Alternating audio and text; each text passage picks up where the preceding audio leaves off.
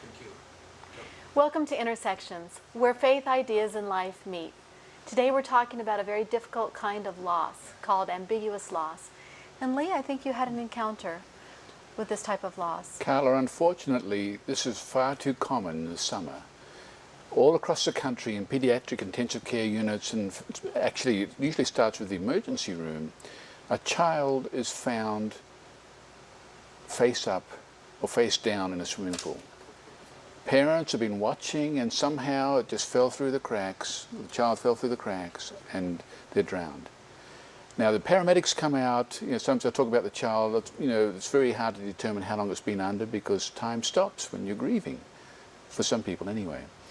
And so they say, oh, the child was just underwater 3 or 4 minutes, and often it's longer.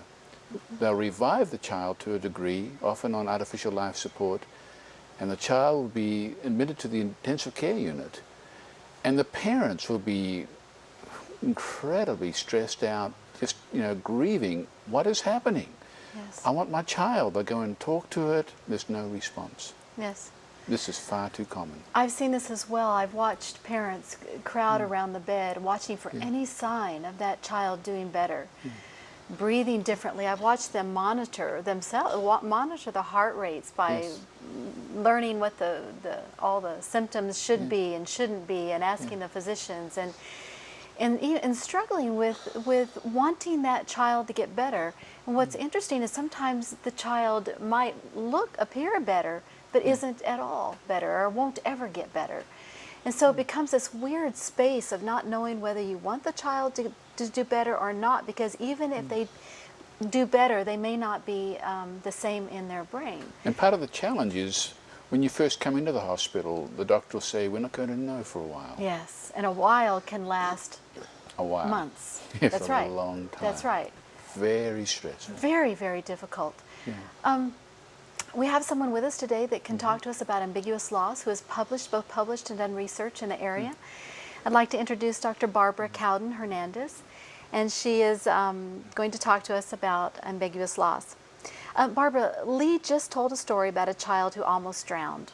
Right. Why is this particular situation difficult? Well, with ambiguous loss, such as having somebody there who is in the bed, the child is in the bed, but mentally and emotionally they're not there, that makes the parents not sure what they're dealing with. There's ambiguity around whether that child is going to live or die, and what's going to happen, and how they're going to be able to relate to that child.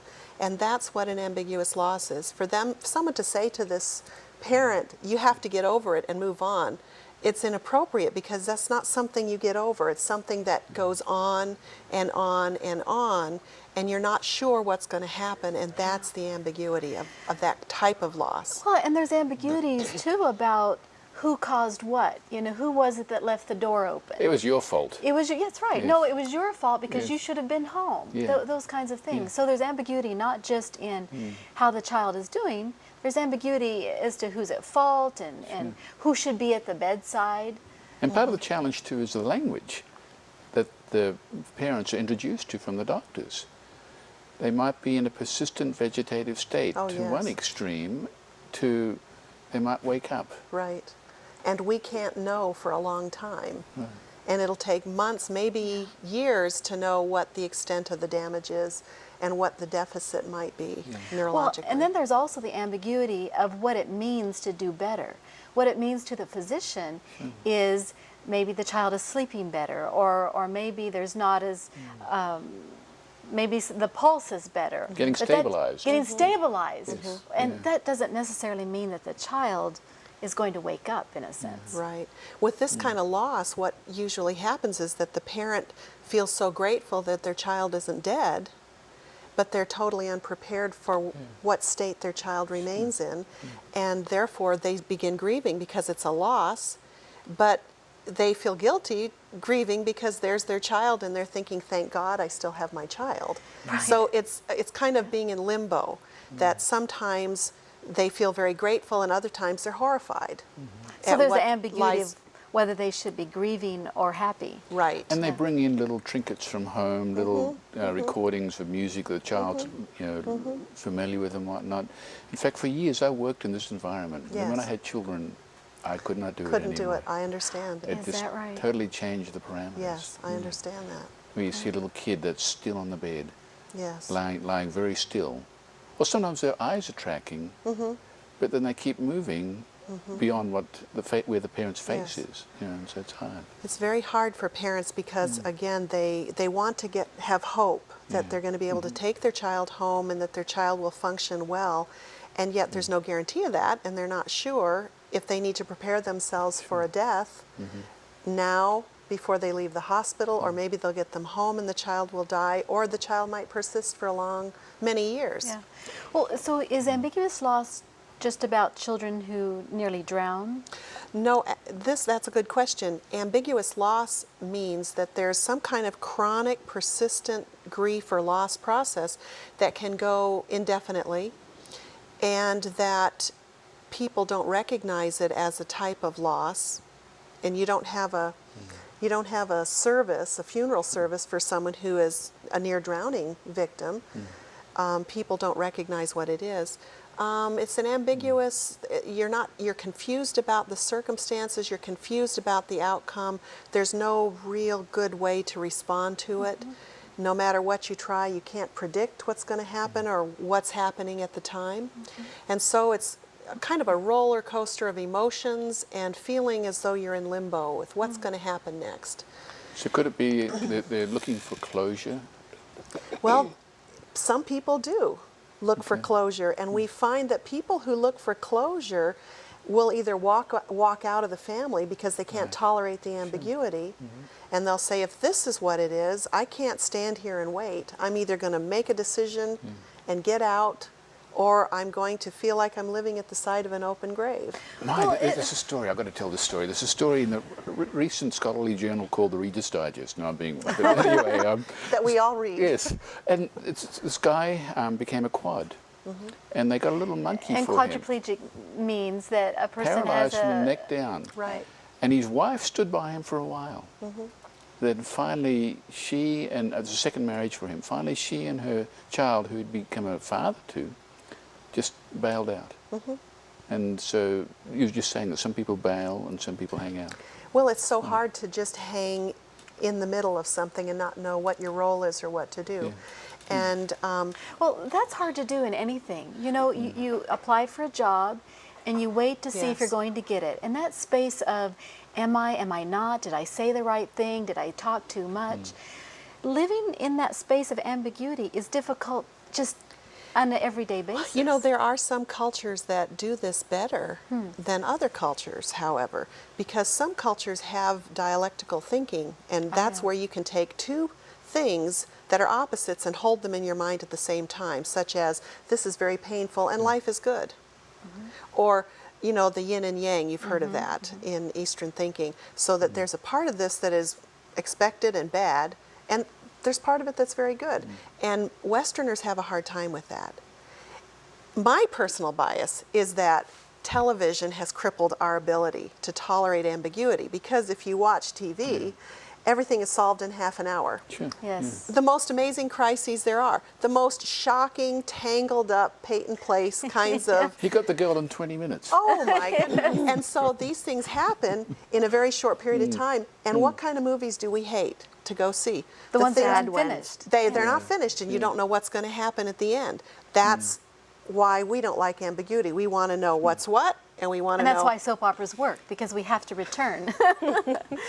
Okay, so ambiguity is difficult. Right. You brought Robin with you, if you could introduce Yes, Robin Lanham is a friend of mine, and she's here. We've talked a number of times about ambiguity in terms of the losses that we've had, and Robin's shared with me a little bit of, maybe you can say a little of something about what happened in your situation, that in your ambiguous loss.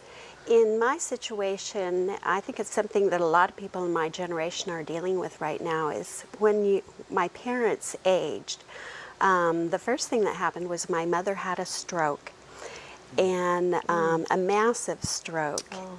And they called me, and Where were you? I was at home, and they got a hold of me, and my husband made arrangements to drive me up there, and on the way I was reviewing our life together and begin my process of grieving, and I was crying.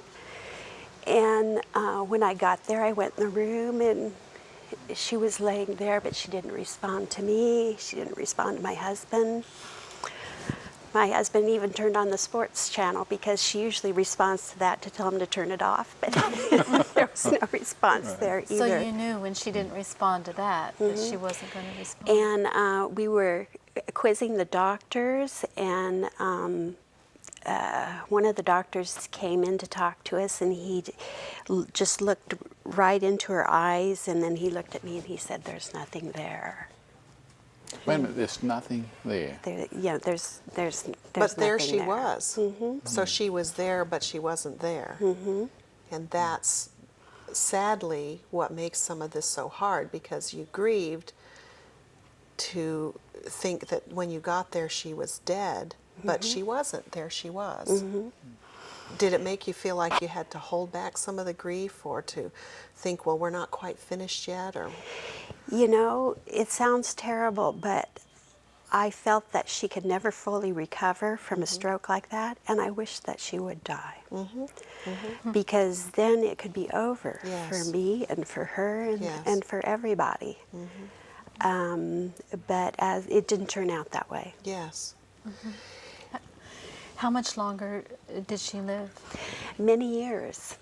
My stepfather was able to take her home. She went through some rehab, and he took her home and cared for her until he began to suffer from Alzheimer's. Oh. And how did you know that he began to struggle?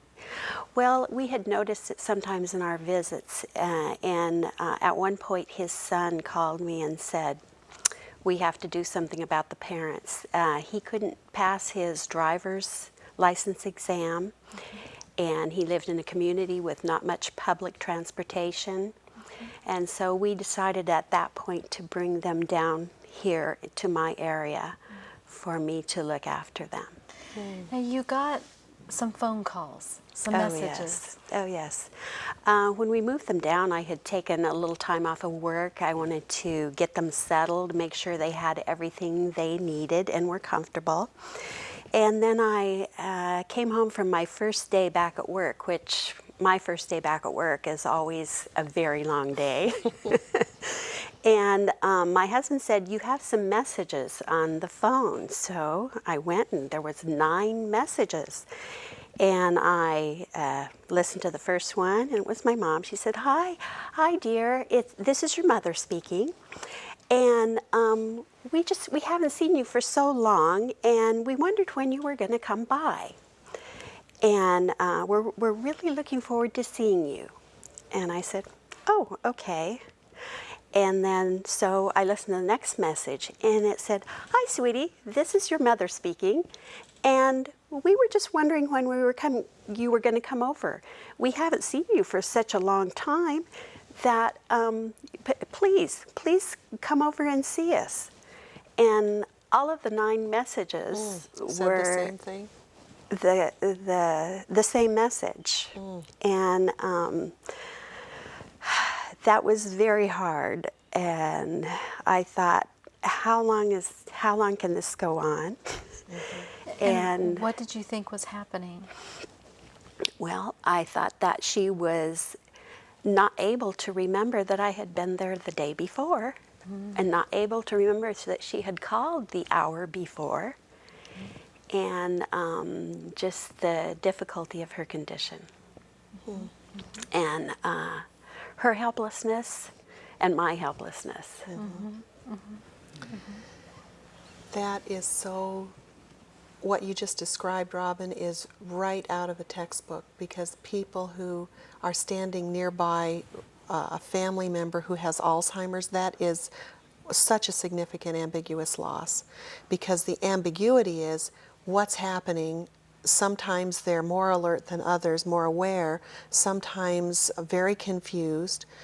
And they're there, but they're not there. And so there's that confusion about how to respond and what to do. And you feel grateful that they can be alive, but something so radically has changed that it's very sad, isn't it? And this is becoming more and more common Yes. as the baby boomers age. Yes, that's sad but true. So we have several different types of ambiguous loss here. We have a near drowning, a child that's nearly drowned that's comatose. We have parents that are aging, and there's the ambiguous loss of Alzheimer's. Are there any other examples of ambiguous loss, any types of? There are. There are a couple kinds of ambiguous loss, and we've been talking about the kind of ambiguous loss when somebody is there physically, but they're not the same.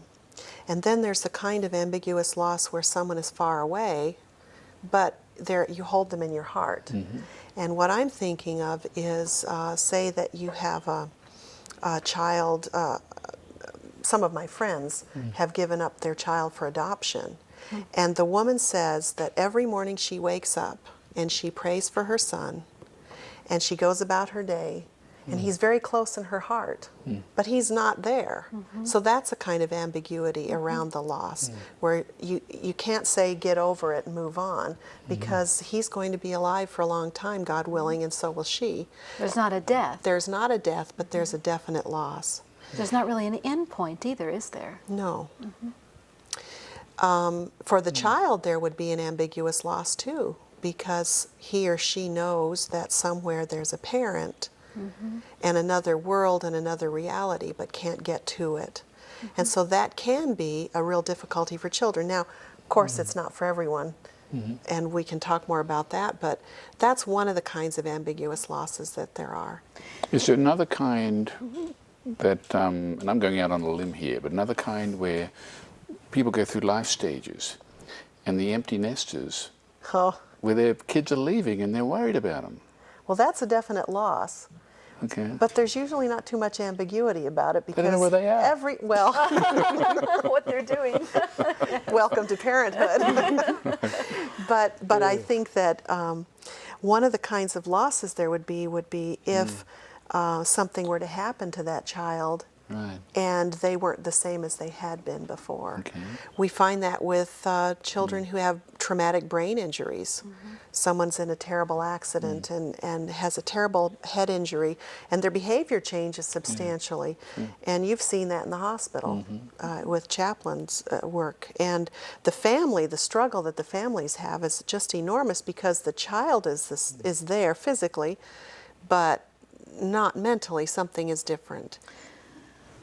I'm thinking of I'm not sure this would count as ambiguous loss, but I'm thinking of the number of times I've had, like at retreats and things, women come up to me and say, I'm married, and I have been for years, but I'm so unhappy. And I feel like I'm living every day with a person that I don't know. I look at the head on the pillow, and I say, who is this person? Is there any sort of ambiguous loss there? You know, I think that could be an ambiguous loss. I think that particularly when people feel that there is no way to change the relationship and there's no option for them at all. If you think of, for example, a domestic violence situation where one partner is abusing the other and they can't get away, the victim can't get away, but they feel consigned to stay there, there is a loss that goes on, because this isn't surely who they married. This isn't who they had in mind when they married. It's loss of a dream, It's too. a loss of a dream. It's a loss of that relationship. And talking about losses of dream, I was talking to a lady who was going through a divorce. She said, I don't miss the guy so much. What I miss is the dream, Yes. being married. Yes. You know, divorce and being a non-custodial parent is a kind of ambiguous loss, because you can't really be with that child as much. You lose the closeness of the relationship you had. And the child is still there, but not there as much. And that can be an ambiguous loss. So we've talked about a lot of different kinds of ambiguous loss. Could you say just a word about how it affects the individual? And Robin, if you can talk about that as well. How does, is it similar to other kinds of grief? Is it different? You know, Robin, you described feeling sad and grieving and crying and feeling like this is the end. And that's really common, isn't it? But then you do an abrupt about face when it's almost like you say, just kidding, because the person is still there. Right. It's exhausting, emotionally exhausting. It's like, I don't know how to describe it. It's, somebody, it's like you're caring for a stranger. Yes. Yes. And I know with my stepfather, I used to just look at him and think, what a brilliant and respected man he had been, he had spent most of his life working as an accountant for the conference, and now he couldn't even count from 1 to 3. And I missed being able to depend on him. I missed his taking over the care of my mother, Yes. even though he was still there. Yeah. So there's a lot of sadness that happens, just good, clean grief that happens. But it almost seems as though you can't stay there, because what happens is that there's signs of hope and signs of change and things that happen. Usually what happens with people such as yourself and me, who has also experienced this, is that you just figure out a way to cope with it, and then something changes and off you have to go in a different direction. And there is a lot of exhaustion. And there's this idea about learned helplessness. Have you ever heard, you've heard that term, learned helplessness, where no matter what you do, it's not going to change things, and so people give up trying. You stop expecting it to change. Yes. And so people can get helpless and hopeless and exhausted and very, very depressed. And chronic pain can probably also be another type of ambiguous loss, pain that others can't see. Oh, physical illness, Yeah. chronic physical illness is like having MS or having Crohn's disease, or Where you look fine. you look fine, but something has radically changed. Ma, you're making me depressed talking about this. It's a sad topic. Can I say yes, something? jump in. Everyone says this. Yeah. And none of us can tolerate an unfixable situation. Right. It which is difficult. It's so difficult even to talk about. Being a guy, the stereotype is guys want to fix things. Yes. What do you do with this? How do you pull it together? What do you do with it? Well, I think it really helps when families know that there's a name for this. Because when you feel depressed and you're overwhelmed and exhausted, you think, boy, I can't cope with anything, can I? And you just feel like you're a loser. And so knowing that this is an extraordinary circumstance and you're having a very expected response to it really takes the onus off of you. Now, help us understand that if you give something a name, it somehow helps.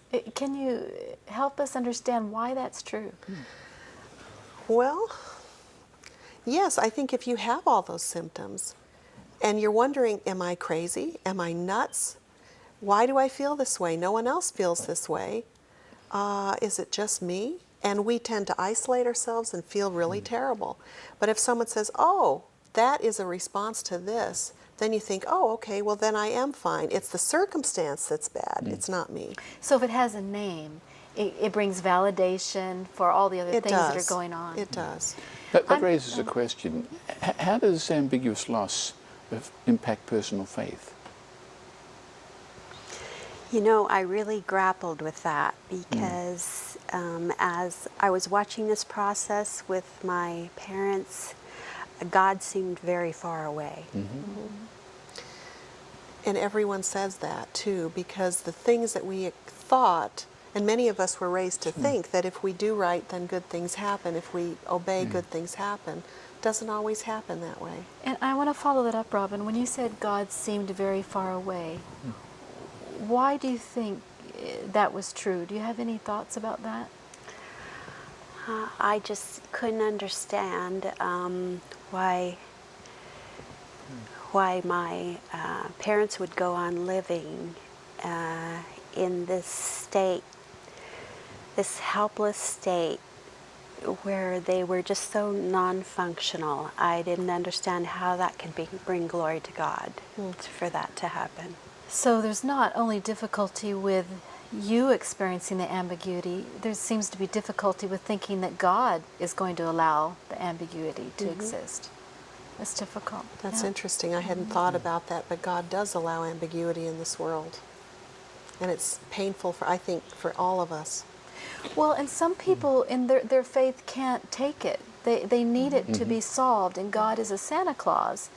And if you pray, your house sells. If you pray for healing, you're healed. And in these types of situations, God doesn't fit that mold, and that makes it difficult. It almost brings the concept of some people think they're entitled to Yes. God intervening.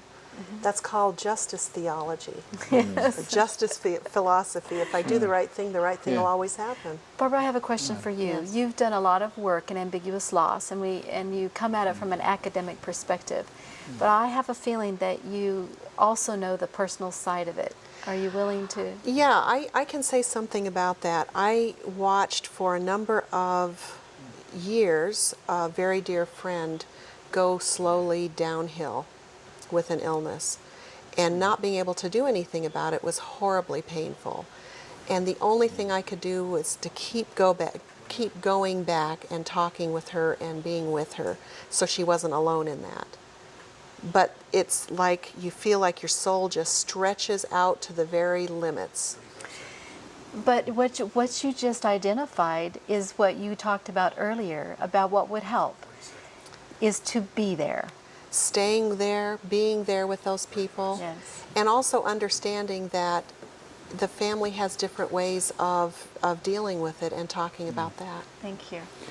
My, how do you kind of get closure on a topic like this? And it seems that giving things names can be helpful in terms of just being able to get some resolution and being able to say, look, this is a normal feeling. Yes. It's ambiguous, and I'm not going to be able to get a name for it. You've been watching intersections where faith, ideas, and life meet. Thank you for being with us today.